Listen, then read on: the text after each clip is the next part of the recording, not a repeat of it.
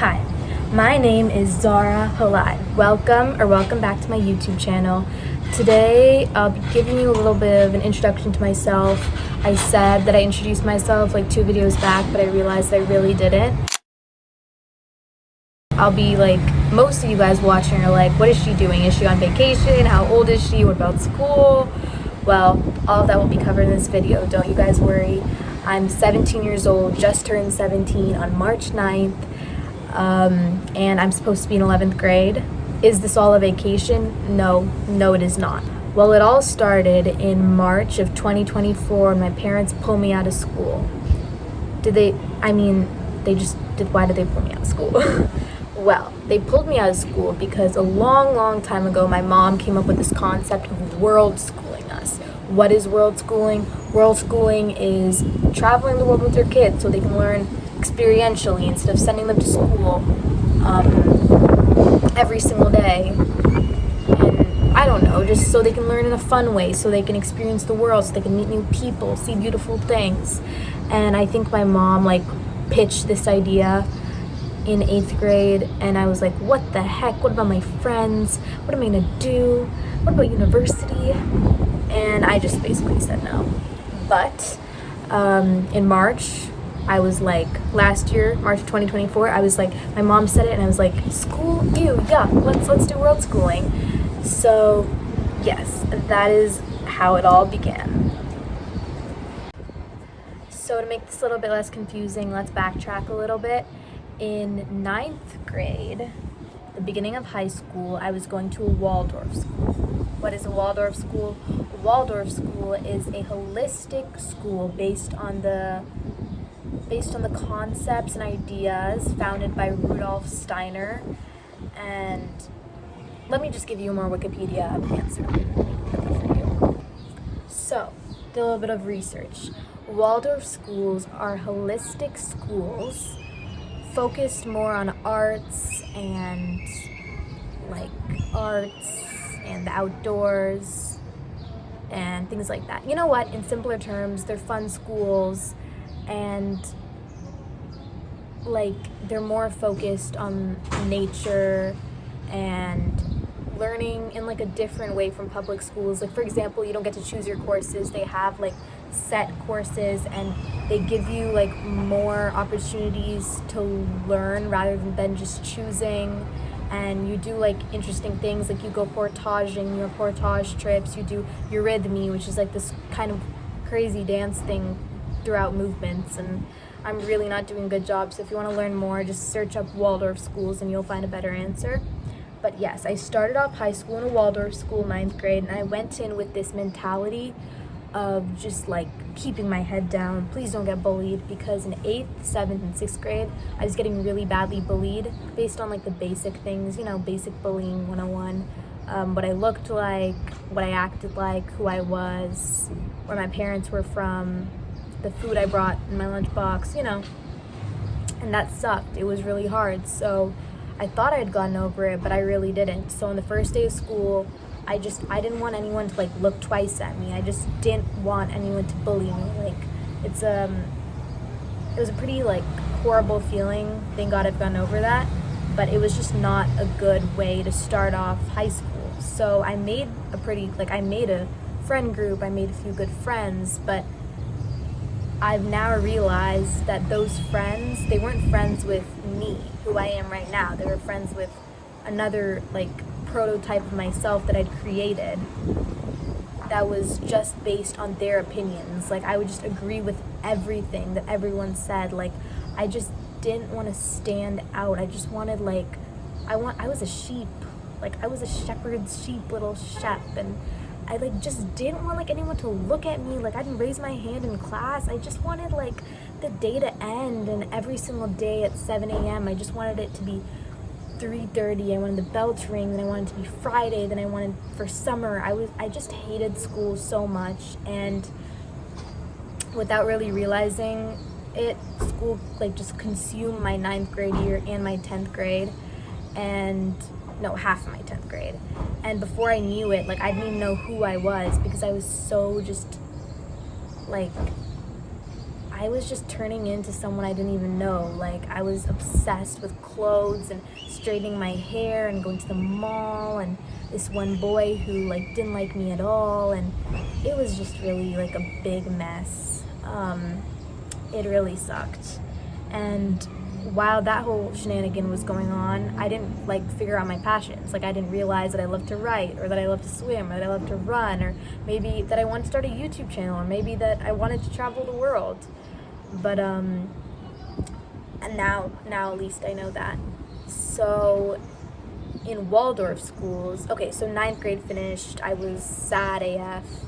Sometimes I was happy, but like there was like an undertone of sadness.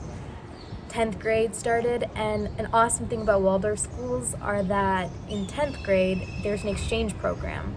So an exchange program it was a language exchange program. So for example, if you know a little French, you can do a French exchange. If you know a little Spanish, you can do a little Spanish exchange. So I did a French exchange because like in Canada you learn like a little bit of French, so that was like the only language. I know English, I know a little bit of Urdu, but there was no Urdu exchange. And then so I chose French exchange. So how that works is I get in touch with someone from a French-speaking country, and that was automatically France because no one was like Waldorf wasn't connected to Africa or things like that. So I was going through exchanges when one day I got a letter from this girl named Selva, who was going to end up being my exchange. So a letter from Selva. Selva is a girl. She's one of the best people I've ever met. And she sent me a letter a year and a half ago, and she was like, "Hi, bonjour Zara, j'habite avec mon maman, et si tu veux, on peut faire un échange." And I was like, "Yay!" And she was like, "Hi, I live with my mom, and if you want, we can do an exchange." And I was really irresponsible. Like I'd already missed all the other exchanges, so she was like kind of my last resort. So I was like, yes. I didn't have anybody else. I didn't think twice. I was like, take me, Selva, take me. So Selva came first to live with me for 2 months, and then so she came in October, and she wanted to live with me, and she was supposed to live with me from October to December, and then I was gonna go live with her from January to March. So she arrived in October of 2023. And when she arrived, I was like, who is this girl? Why doesn't she speak English? Why isn't she wearing what every single Richmond Hill gal is wearing? Why is she so different? Why am I so fascinated by her? And I was really curious. She came to my house. She was sleeping in my sister's bed. I'd see her every morning. We barely talked. I tried to like do a little bit of small talk. We weren't really bonding. My friends hated her, and so I hated her. So maybe that gives you a little bit of a gist of the type of person I was. My friends didn't like her. I didn't like her. I didn't give her a chance. So there I was, not giving her a chance, and she was there for 2 months. 2 months, and I didn't give the girl a chance. But we did have our good moments. Me and her went on a trip to Ottawa with my mom, and we had a bit of fun there. And all the moments that like my friends weren't there and it was just me and her, like we had fun. I mean, she's a really cool person. So she ended up leaving. I remember the day that me and my dad dropped her off to the airport, and my dad was like tearing up, and I was just not, like, I was just watching her go, like going through security. I was just watching her, and she was like waving and I was waving, but then I was whispering in my dad's ear, "Can we just go now? Like, I don't have time for this. Like, I have an assignment. I have to go on a video call with my friend." So my heart was really not in it. Afterwards, we had like a 2-week break, and then I would go to Colmar, France, which is where she lived. Colmar is a small town in like northern France near Germany and Switzerland. It's very small. It's near a bigger city called Strasbourg. So Strasbourg is what puts Colmar on the map. Like usually if you just say Colmar, not a lot of people know where that is. So in those 2 weeks, me and my family took a trip to Austin, Texas, which is where I've spent a little bit of time. I love Austin. I fell in love a really long time ago. Every single time I go, I'm just so happy. I love that place. So I was in Austin for a week and a half. Then we came back to Toronto, leaving me like 2 days to pack. I'm packing, freaking out. Like, it's all occurring to me that I'm going to be gone from my home for 2 months. in a place that I'm unfamiliar with a girl that I never bonded with. And to be honest, I'm freaking out. I was freaking the frick out. My parents dropped me to the airport. I was sobbing and I was scared because I was scared that I was going to get lost in the airport. Everything turned out completely fine. The airport wasn't scary at all. I got to my gate. I sat there, listened to a little bit of music, hopped in the airplane. I remember I was sitting next to like one guy so I was the aisle seat. It was like 1, 2, 3. So there was like one random guy over here in the aisle, and then there was like another guy, but I think like he had some sort of mental health issue, and his sister came up to me and she was like, please, I'm begging you, can I switch spots with you? And I was like, no habla español, no habla inglés. Like, I was so, like, the amount of anxiety I had inside of me, just the fact that I was sitting down in my seat and I was going to be there, like, I was going to be in France, and I just didn't want to mess anything up, and I'm like, no, please, no, please, no. And it was really stressful because the guy was, like, staring at me the whole time, and the sister kept coming and, like, trying to communicate with the guy, but then I was, like, in between, and it was just really weird. Pretty chaotic experience. I remember I was trying to like watch a few like movies and whatnot. Every single movie I clicked on, they were like, come a kid. Every single movie I clicked on, I think I clicked on Scott Pilgrim, something in the Battle of Scott Pilgrim, something like that. The one with Michael Cera, Back to the Future, one. Like a few movies, you know, a few like classic movies. And there would be like kiss scene in every one of those movies. Every single time I would just click off as fast. I'm like, because the guy next to me was like staring, and then like the flight attendant was like, hey, do you want any like Sprite or whatever? And they were like kissing, and it was just really awkward. So yes, and then I arrived in Colmar, France. I gave Selva and her mom a hug. We drove to her house because I landed in Germany, and we like drove like 4 hours to her home, as there was no international airport in Colmar. The first week was really hard. It was really hard. So 2 months flew by. I never thought they would, but they just went like, I cigaretted, I biked, I went to this awesome like ballroom party. I enjoyed the music, I enjoyed the food. I had potato gratin. I went to a few crepe restaurants. I did all the shenanigans, Colmar shenanigans. I really enjoyed myself. Goodness, I'm losing my voice. I don't think I've ever talked for this long. Yeah, so my return flight was booked. I went to the airport. Selva and her dad dropped me. I cried so much. Oh, I cried. Cried in the airplane. I cried there. And I took my flight back to Toronto. And I was like, oh, shite. I'm going to miss Selva so much. And then there I was back in Toronto. I missed something. There was nothing that I was familiar with. Everything was unfamiliar. There was bread and then like cheese and a bunch of assortments, but I was too nervous to like handle anything in the kitchen.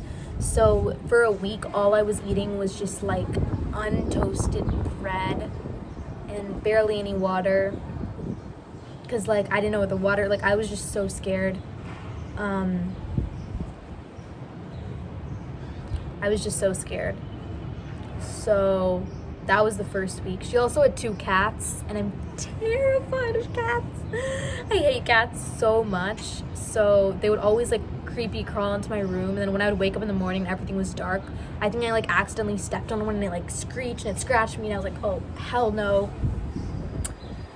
And the first week was hard, really hard. I was also very jet lagged. So I'd wake up at 3 a.m. every morning and I'd watch YouTube because I couldn't fall back asleep. And I had like these provisions of Oreos that my friends had given me before I left. So I was like eating all those Oreos. When those ran out, I was very sad. And I would call my parents at 3 a.m. and be like, please save me, help me. But it was a hard knock life. It was a hard knock life. My dad was almost like, I'll fly and pick you up. But thank God he didn't, because it ended up being the best experience of my life. Week 2, I realized, hey, Zara, you're gonna be there for 2 months. Why not make the most of it? So at school, I would like say bonjour to everyone. I would try to speak as much French as I could. I'm like, bro, I'm gonna make some friends, like whether like they like it or I like it or not. Like I'm gonna be here, so like why not make the most of it? I became friends with Selva's friends. I like enjoyed all those experiences. Like we smoked cigarettes. We went to like these bars, because like in France you can just go to bars. Like as an underage like girl or guy, you can just go to a bar, which was pretty crazy. So I'm going to these bars with Selva. We're doing these beautiful bike rides through the valley. I'm eating the food. I picked up a few snacks. I went to the grocery store. I got carrots and hummus, and I would like snack on them. I made like the people there, and then there was something I fell in love with. It was the people, like this carefree vibe. It wasn't anything like Richmond Hill or Toronto, like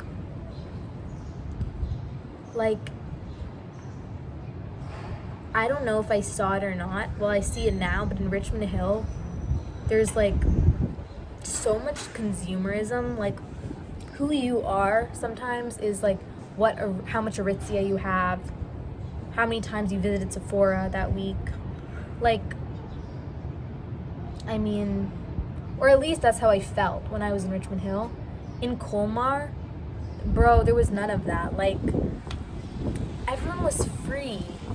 Like, there's just like something about it. Like, it can't be described in words. Everyone was happy. It was this small town vibe. I mean, there's something really special about it. Really special. Okay, let's just backtrack a little bit. So in the middle of my exchange, I was still keeping in touch with my friends from Richmond Hill. They would call me like every night, and some nights I would pick up, some nights I wouldn't. I mean, I was pretty busy like with Selva. Like another another difference between Richmond Hill and Colmar is that in Richmond Hill we'd go to school and then everyone would go home and like rot in their house and then go back to school. And in Colmar, you would go to school and you would stay out till night and then come back, have dinner, and go to sleep. But you'd be like out the majority of the day, so I wouldn't be able to pick up like most of their calls. But I was still like in touch with my friends. I was so excited to see them when I got back. My really good friend at the time, let's call her Amelia. Okay, her name was Amelia. So I was like talking to Amelia. Amelia was tracking my flight. I'm like, girl, Amelia, I miss you so much. But one night I was having a really hard night in Colmar, and even though Colmar was so good, there were still hard nights. I mean, that happens everywhere. So I was having a hard night in Colmar. I was sitting on the kitchen table. Exactly, I remember this exact moment. I was sitting on the kitchen table. Selva was out on her bike. I was like alone. Selva's mom was nowhere to be found. A cat was eating a rat. A cat was eating a rat. The guts were coming out. I could hear the scrunching. I was eating an apple. I was trying not to cry because the cat and the rat. Amelia calls me. I pick up Amelia. Amelia's with 2 other guys from our class. One of them was like an NPC, like he was kind of irrelevant. And the other one was the guy I had a crush on for 2 years at Waldorf and who didn't even nearly like me. He ended up dating my other best friend, which is pretty traumatizing. I thought he liked me, but anyways, whatever. And Amelia was calling, and they're like, what's your dad's name? I was like, Asad. Asad means lion in Arabic. Asad is like my best friend. Abaz, he's my dad, right? Asad. And they started making fun of my dad's name. And I think that was my last straw. I mean, I think that's when I realized that they also like why was it so interesting to them that I was from Pakistan? Why was Pakistan, like why to them was Pakistan and India interchangeable? Why was the biryani that I was eating at lunch so interesting, like just mind-blowing, like, but all those like straws came together into like this big like aha moment, and I hung up the call and I was like, these people are not like, these people are not good for me. So fast forward, I was back in Toronto, first day back, and my parents come up to me and they're like, hey. And I'm like, hey.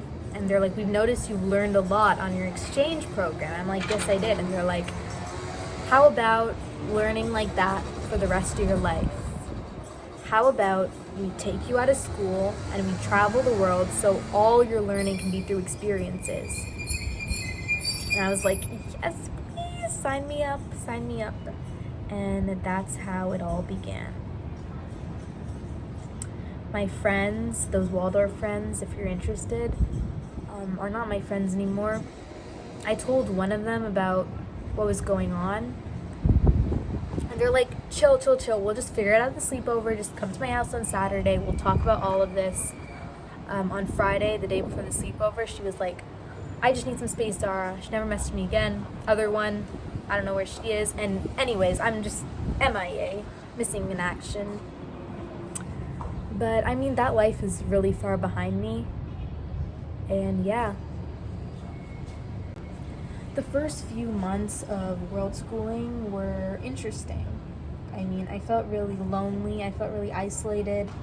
The rest of my friends, even like the ones who didn't go to my school, my like other like kind of childhood friends, some of them were from elementary, some of them like my family friends, they were still going to school, right? So every single time we hung out, there was like a big divide. Like they were telling me about like biology, and I was like, oh yeah, biology, but then like I really wasn't like, oh yeah, biology, because I like wasn't doing biology. So because I didn't go to school, like I created like this big barrier between me and like all the other kids my age. Like we couldn't bond as heavily. There's not as many like similar interests in that way. There were good moments though. I ended up going on this awesome solo road trip with my dad. We did a few like other road trips, the family to Maine, and like a few others, Maine, and a few others, just like around that area. There was an all-inclusive trip, which was quite a lot of fun, to the Dominican. 2 months in Pakistan. That was crazy. But it was in February of 2025 that we left for real. We started off in Tangiers, Morocco, and I haven't been home since. We arrived in Tangiers February, and we stayed there for a month. Then we went down over here, 36-hour bus ride to Dakhla, Morocco, which is like this beautiful peninsula with beaches on all three sides. Gorgeous. And then 14 hours to Nouakchott, Mauritania, and then 9 hours to Dakar, Senegal, which is where I'm here now. So hopefully that solves all your guys' questions. I mean, even saying all of that solves all my questions. I'm a little bit less confused now. But if anybody has any more questions, just write them below in the comments. Any questions in general. I mean, I had a lot of fun like filming this. I'm just starting off, so I'm like learning about filming, like what angles look best, and if I need a little mic or if I should get a camera. But any just tips or just whatever you guys are feeling, write them in the comments. I'm so lucky like to have this amazing platform, and I'm so happy for anybody who watches my video. Thank you to all the friends and family who are supporting me. And yeah, thank you for tuning in. Hope you guys have a great rest of your day, great rest of your night, whatever time it is for you. And yeah, bye everybody.